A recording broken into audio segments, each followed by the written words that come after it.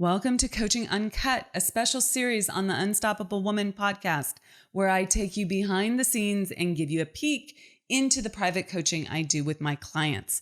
All of these coaching calls have been recorded with the permission from my clients who have generously allowed me to share these with you as a way of helping more people in this world.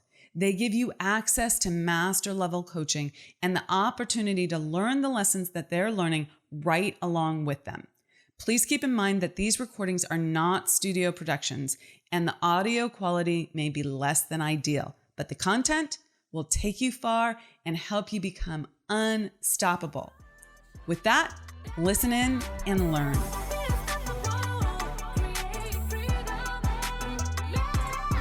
Okay, in this episode of Coaching Uncut, we are diving into the fear of confrontation and how to move through that with clarity using the law of relativity and the law of sacrifice so that you stop feeling guilty and also stop feeling frustrated with other people like contractors, team, and so forth in your life and your business. I hope you enjoy.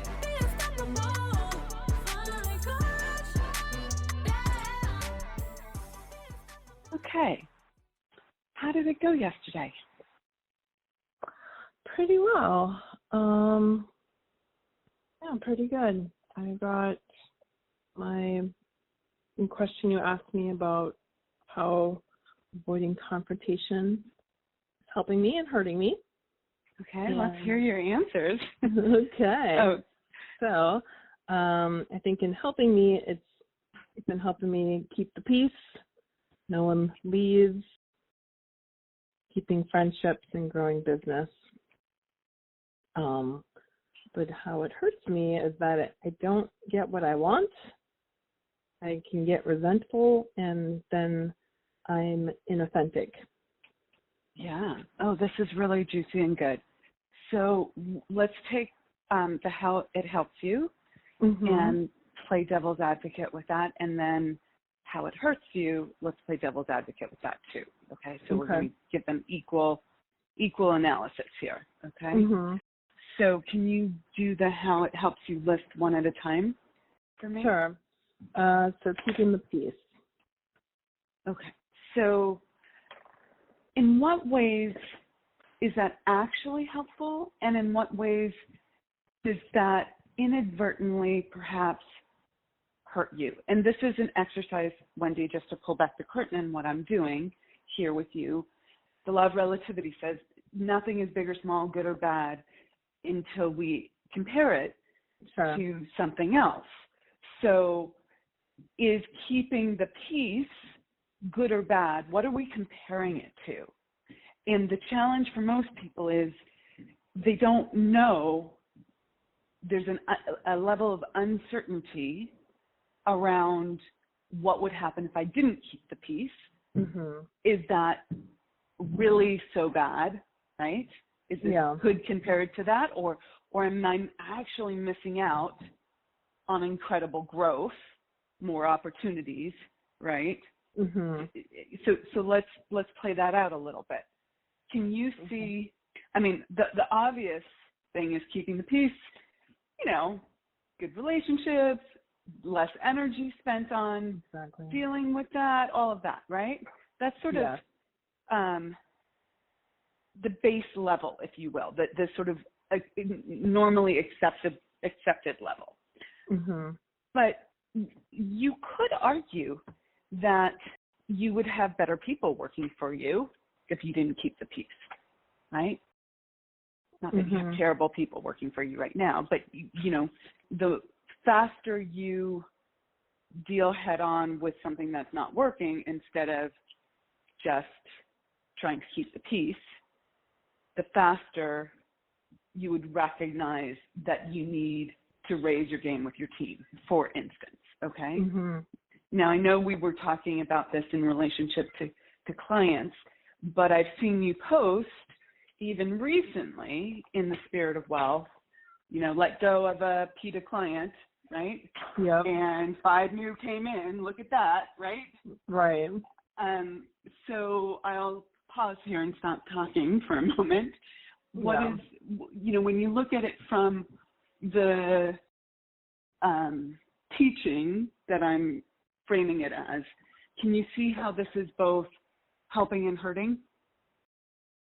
Yes. Yes, and I would say that definitely keeping the peace keeps my energy level. Some things just aren't worth fighting about or fighting for, because I don't feel strongly enough about them that I would. I used to fight at everything. Do I ever remember? Yes. So I really do think that that's an improvement, by the by. Mm-hmm. Okay. Yeah. Yes. Thank you. Yep. But and then discovered surrender sometimes a lot takes a lot less energy. But in relation and I want to articulate a different differentiation between keeping the peace and, say, letting go. Okay. Mm-hmm. So keeping the peace, the perspective behind that, or the energy behind that, and maybe you mean something different, but this is how I interpret it when you say it, is mm-hmm.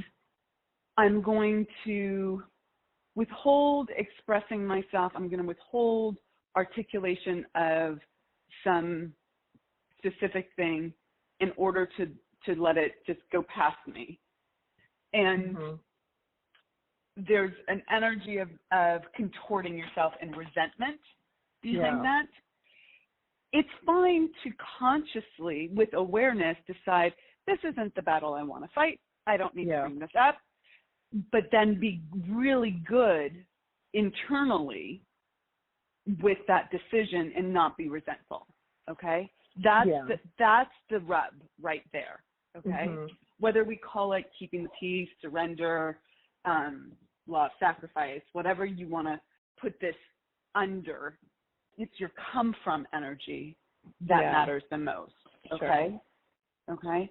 So I think as a tool for using this conversation in your business, the piece that I want to give you is hold yourself to a higher standard. Mm-hmm. So that's a level of awareness with your intention, your come from, and then hold yourself to a higher standard if that intention is not at the level that you know it needs to be at. Okay? Yeah. And that's how you handle this, okay? Mm-hmm. And the reason I'm going into such excruciating detail with each one of these is that I want to help you get out of that guilt place, which says I've done something wrong, okay? Mm-hmm. So it requires that you really do this work in order to get clear. This is the right decision for me, therefore no guilt. Does that make sense? Yeah. Okay? And if we shortcut it, if we don't give it the awareness and thought and decision that it needs, the shortcut results in I just feel guilty. Okay. Make sense? Okay, good. I will stop talking now. No, it's good. Thank you. This is something. So I have an employee that has been with me for a number of years, and she has, she's my boots on the ground person. So she's really valuable to me, like extremely valuable. But the amount of work that she actually does for me, she also owns our cleaning company that we use. Right. So the amount of work she actually does for me has been diminishing over the years. But sometimes I feel like there's this little bit of like, I try to get out of resentment of like, oh, I'm paying her an hourly wage, but I'm not getting the hours. But to like, okay, this is just a flat rate for having this person here. And she does, she meets with our clients and she does a lot of great things. So, but, I'm trying to get out of that, like how much hours you do. Okay. So let me just clarify so I'm following, because I'm not sure that I am. Okay. She's being paid a flat rate in order to do all these things. It doesn't matter how many hours she does it in. Yeah, so she is paid like an hourly wage for 20 hours a week. Okay. So basically it's a flat rate regardless of what she's paying, but it was started out as you give us 20 hours a week and we pay you accordingly. Okay, so so I think this is a clarification situation. It started off as X amount for 20 hours a week, but it has become X amount for getting the job done. Is that correct? Yes. Okay, so that's where that's a that requires that you clarify the situation. If she's doing more, like the work in less time. So here's the rub. Like, if she's an hourly employee, she's an hourly employee and she should be working the hours. If she's this is the retainer for getting the job done, it doesn't matter if she does it in 1 hour or 100 hours. That's the idea behind a retainer. So has it changed and it just hasn't been clarified and you have to go back to clarifying it to the 20 hours? She can't give me 20 hours because, so the rub is that even though she's working, like, even though it's very difficult to clarify between when she's working for her business on our, on our stuff versus when she's working on our stuff. And so I think in her mind, she thinks she's working 40 hours a week on our stuff when in fact she's working 5 hours a week on our stuff and 35 on her business, which is our cleans. You know what I mean? So it gets a little wonky, and there's been thought in my head that maybe I should try to acquire the company. Acquire her company or acquire a cleaning company? Her company. Okay. And see about partnering there, but I don't know. There's just like, it just like, and I get back to this. She's now valuable for this, but then it's when she gets this kind of like resentment towards, she's not getting paid enough, but it's like, well, you're only doing 5 hours a week or something, or 10 hours versus what we had originally planned. So, but then I'm afraid, but then if I ask her to do something, sometimes she gets like, well, I'm already so busy kind of stuff. Okay. I am going to give you the way forward on this that I think is the best approach. And it might be a multi-instance conversation, like it's not just one and done. But I think you need to set up a meeting with her and you have a conversation about the role, and you start off with questions. What is your understanding of what the role is? What is your understanding of what's required? What do you like to do? What do you not like to do? Like, make it open and friendly. It's an information gathering experience. Okay? And then start talking about, I'm sensing that there, and I would lead with this, I'm sensing that it's time for us to really clarify roles and responsibilities, and I want to make sure we're on the same page because I really value you, and I can feel a little bit of what I think is resentment. I'm not sure, right? You don't want to ever say that you know what someone else is feeling until you've gotten that clarified. And I just want to make sure that we're getting ahead of the game so that as we grow, we really know what roles and responsibilities are and what you like to do and what you don't like to do and all of this, okay? And you ask a lot of questions, okay? And you don't come at it like, you're not giving me the 20 hours that you said you were, and it's not this, it's that, right? You do information gathering because, quite frankly, she's valuable to you. You appreciate her, okay? But you just need to. This is a clarifying process for you also, and for her. And I would also, even before you get on a call with her, I would clarify what you want.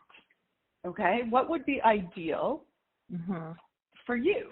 And you don't necessarily have to share that in that first call, but I want you to have that in your mind so that you're not just in reactive mode, You are in listening and comparing it to what your ideal is. Okay? Yeah. I think that's your next action item. And then I would like to continue to go through the list, but I think that is giving you quite a bit to work with right now. Okay. Yeah, and she's in a lot of overwhelm right now because a lot of people have left, and so she's cleaning a lot more than normal. So it's even difficult sometimes to get some time with her. But yeah, so maybe you put this on the schedule for a little ways out, but you start clarifying for yourself. Yeah. And even the intention of being on the same side with her instead of being like just irritated with her will put you ahead of the game. Yeah. Okay. Okay? Yeah. Okay, great. Sounds good. Okay, awesome. Have a good one. Take Thanks. care. You too. Bye.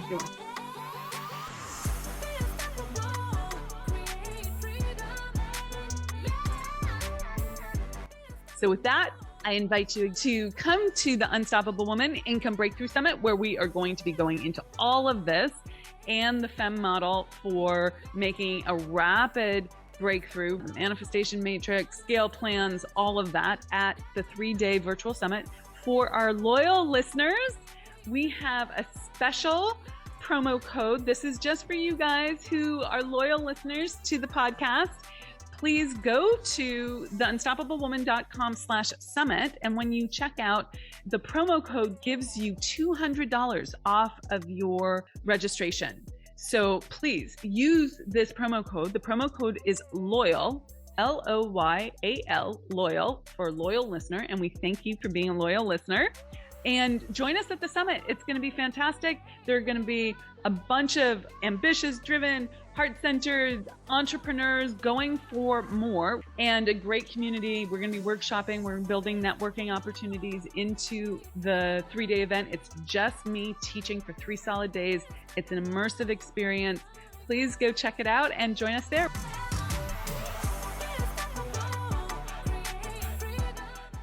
I hope you thoroughly enjoyed that episode. If you're ready to take it to the next level and want to make your income breakthrough, then I am personally inviting you to join us at the Unstoppable Woman Income Breakthrough Summit. It is happening November 5th, 6th, and 7th, and I would love to have you there, especially if you're someone who is high achiever, but hitting a block. I want to show you how to master your marketing, master your mindset, and master scaling your business and growing it to the next level. This is a 3-day immersive event. I will be the only one teaching you, and you'll get me for 3 full days. This is the place that people make their breakthrough, and I would hate for you to miss it, and I would love for you to be there. So please check it out at joinamiralive.com, and I'll see you there.